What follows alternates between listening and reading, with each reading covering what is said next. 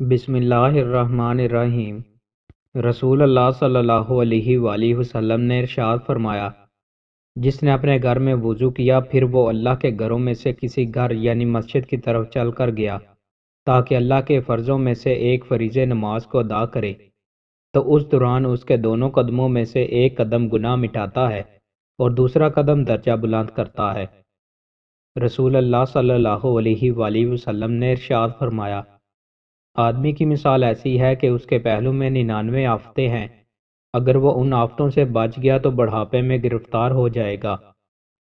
رسول اللہ صلی اللہ علیہ وآلہ وسلم نے ارشاد فرمایا، کسی شخص کے برا ہونے کے لیے یہی کافی ہے کہ وہ اپنے مسلمان بھائی کو حقیر کم تر جانے۔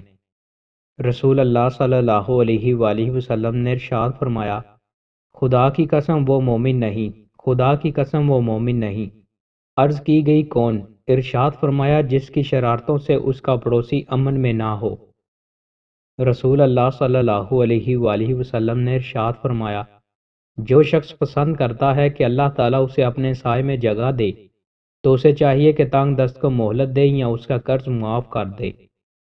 رسول اللہ صلی اللہ علیہ وآلہ وسلم نے ارشاد فرمایا، کوئی شخص بھی یا کوئی چیز بھی تکلیف برداشت کرنے والی جو اسے کسی چیز کو سن کر ہوئی ہو، اللہ سے زیادہ نہیں ہے۔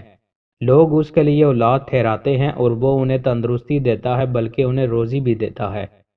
رسول اللہ صلی اللہ علیہ وآلہ وسلم نے ارشاد فرمایا، عورت سے نکاح 4 چیزوں کی بنیاد پر کیا جاتا ہے، اس کے مال کی وجہ سے اور اس کے خاندانی شرف کی وجہ سے اور اس کی خوبصورتی کی وجہ سے اور اس کے دین کی وجہ سے، اور تو دیندار عورت سے نکاح کر کے کامیابی حاصل کر۔ دوستوں، مزید اچھی ویڈیوز کے لیے ہمارے چینل کو سبسکرائب لازمی کریں۔ بہت شکریہ۔